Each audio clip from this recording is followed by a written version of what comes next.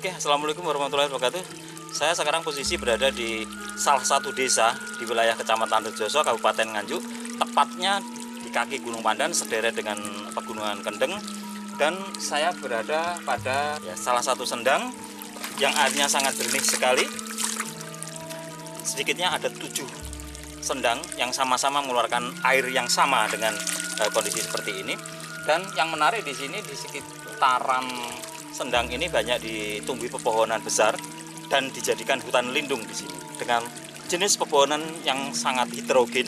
Ada terem besi, ada kepuh, ada sengon, ada apa lagi itu. Pokoknya jumlahnya sangat banyak. Ada kedaung, ya macam-macam di sini. Ini untuk menyokong sumber mata air ini. Ya, sumber mata air ini menurut keterangan dari warga dimanfaatkan untuk mengairi lahan persawahan dan untuk kebutuhan sehari-hari.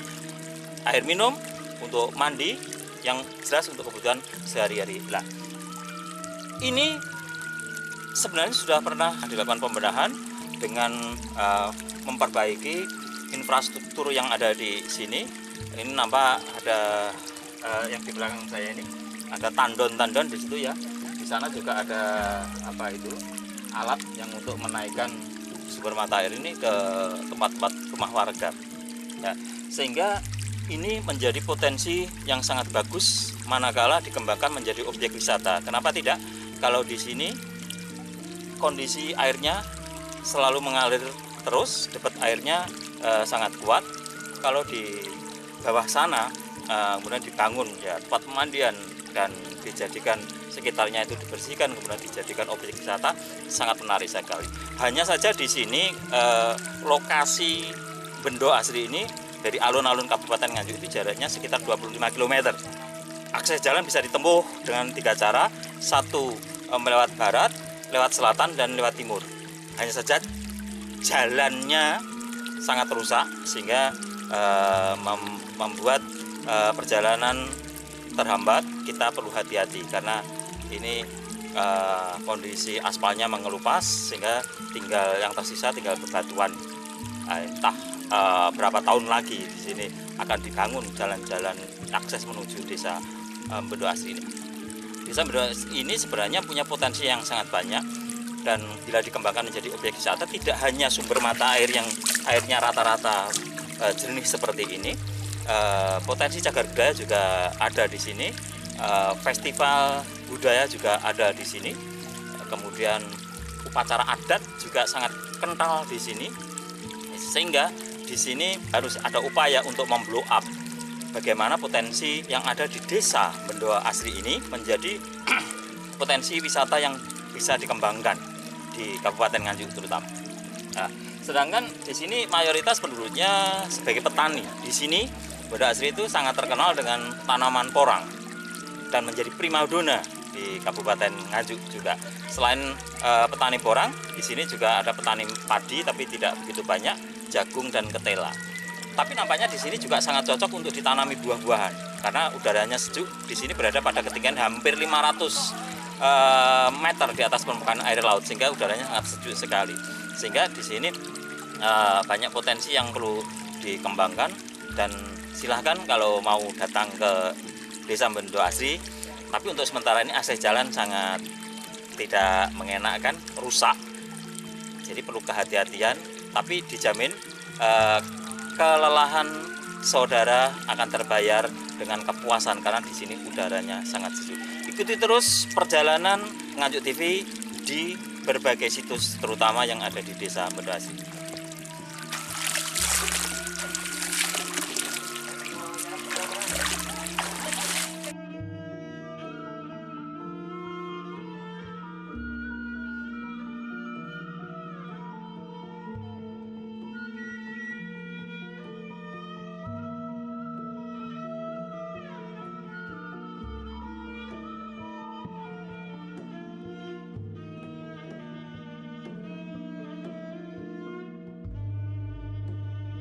Kalau Sendang Bangkrik ini jadi penopang pertanian, Pak, pengairan pertanian. Yang kedua untuk air minum juga, untuk Tadi saya juga melihat, mandi, tadi saya melihat juga. ya, keperluan mandi warga sekitar. Mbak, ini nampaknya sudah ada pembenahan infrastruktur ya, ada pembangunan-bangunan. Ini dulu gimana ceritanya? Dulu ini ada dari Dinas Pertanian untuk irigasi ke sawah, dibuatkan seperti itu persane semakin lancar airnya, tapi Betul ya. tapi itu Pak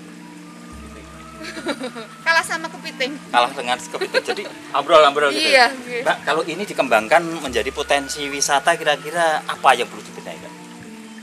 Kalau yang perlu dibenahi, yang paling pertama jalan dulu Pak. Jalan ya. Kalau di sini dibuat tempat wisata sebagus apapun, kalau jalannya seperti itu, saya rasa nggak ada Betul yang sekali. datang Pak. Betul sekali. Apalagi jarak Nganjuk sampai sini itu sekitar 25 kilo, Mbak ya. Iya. Terus akses jalan tadi aspalnya juga mengelupas. Jadi memang betul di sini perlu ada akses jalan yang dulu. luar biasa. Mbak, sumber mata air ini, ya, ini bagaimana cara merawat agar sumber air itu tetap mengalir seperti ini?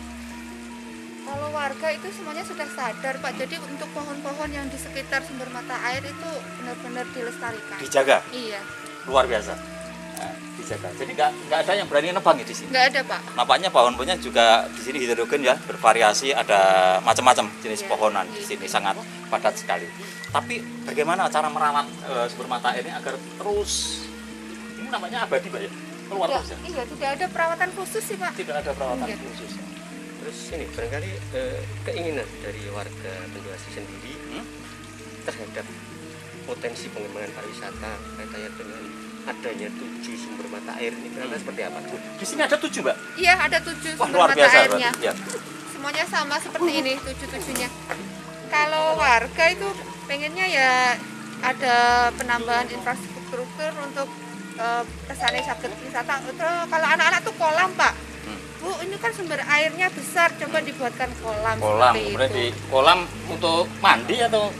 Untuk untuk kalau ikan. anak-anak kan kolam renang. Oh, gitu. kolam renang. Nggih. Saya pikir kolam.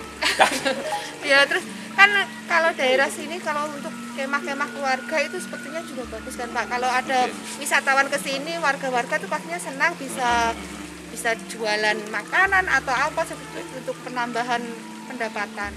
Mbak, selain sumber mata air ini, kira-kira potensi wisata lain apa yang bisa ada di sini? Yang sudah ada. Wisatanya wisata itu edukasi porang. Oh, edukasi porang. Iya. Di sini berarti penghasil porang ya? Iya, penghasil porang. Sekarang Porang sudah terbaik ngetren ya? Iya. Berarti di sini sudah pernah ada masyarakat, kelompok masyarakat yang camping di sini pada saat musim kemarau Mbak ya. Berarti kemungkinan besar daerah sini bisa dikembangkan untuk areal camping ground ya. Iya, betul. Ada itu dari kegiatan Karang Taruna desa mana ya Mas? Ada yang pernah camping di sini itu anak-anak pramuka itu komunitas pramuka, terus dari sekolah-sekolah itu juga pernah Pak. Ya. Kemudian berkaitan dengan ini potensi kesejarahan dan cagar budaya Mbak. Barangkali di sini kan jarak dengan sumber ini seberapa jauh bisa digambarkan? Ya, dari sini. Kalau untuk yang Batu Ula itu kalau dari sumber Sendang Bangkle ini 1 kilonan, kalau dari sumber yang Tanggal Songo itu 500 meteran. Jadi tidak begitu jauh Mbak, Iya. ya, Bu. Jadi sangat Bisa potensi satu sekali. kesatuan. Jadi bisa. Bisa juga untuk pendakian di gunung ada jalurnya kan ya Pak? Gitu ya. Bisa juga untuk Bisa. pendaki. Iya. Waduh, luar biasa ya. Untuk ini yang area panjat tebing adakah di sini? Area Panjat Tebing ada nggak? Nggak ada kali Belum ini. ada ya. Untuk tapping Mbak, untuk tapping untuk itu yang ada sungai kemudian bisa naik pakai ban-ban itu. di Itu sini ada kalau potensi. ada pengelolaan sepertinya bisa Pak untuk yang sumber Sendang Kerapia itu airnya besar Pak. Oke. Tapi belum ada itu. Artinya Sendang Bangkle ini salah satu dari 7. Iya. Yang 6 yang lain itu potensinya tidak kalah menarik. Iya, Gitu. betul. Oke, terima kasih pemirsa. Saya baru saja berbincang-bincang dengan salah satu perangkat desa Bendo Asri yang ceritanya di desa Bendo Asri ini menyimpan banyak potensi wisata yang perlu dikembangkan dan rata-rata masih asli, betul Pak ya? Iya, masih betul. asli dan memiliki upacara-upacara adat yang sangat luar biasa juga. Festival budaya yang luar biasa juga mempunyai mitos Gendrosari Pak ya? Gendrosari ya. Iya, mitos Gendrosari yang sangat kental di sini dan itu dihormati. Dan di sini yang tidak kalah menarik ada belasan batang pohon jati raksasa yang membuat orang terkagum untuk melihat ya, dari dekat seperti apa batang pohon jati tersebut. Ikuti terus perjalanan Nganjuk TV.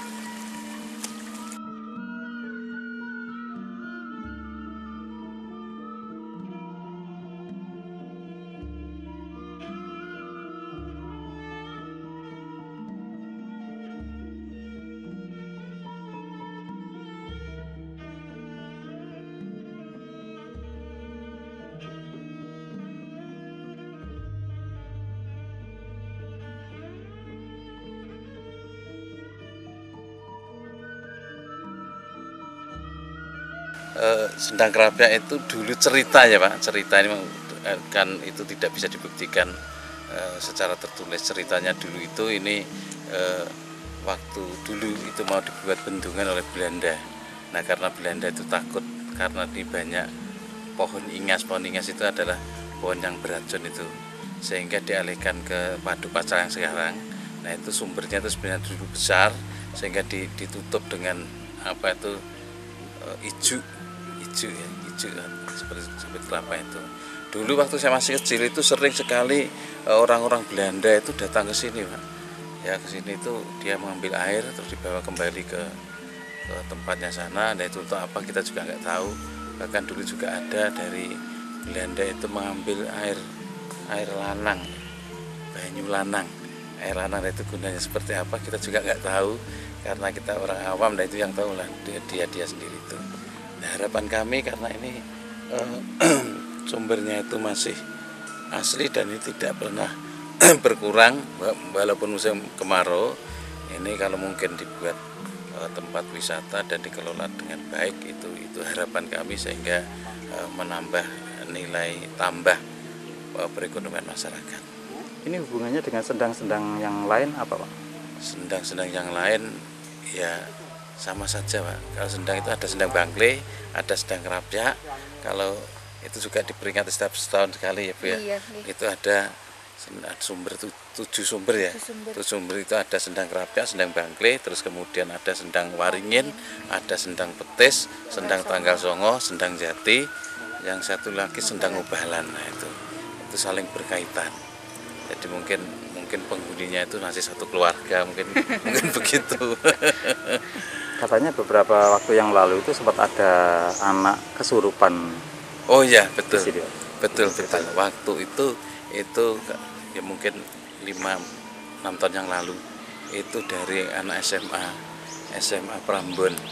Dia itu mungkin tidak permisi ke sini, akhirnya itu kesurupan sampai lama itu sampai 3 atau 4 bulan itu pernah dibawa ke sini, sehingga di sini juga kebetulan katanya diikuti oleh rohnya naga.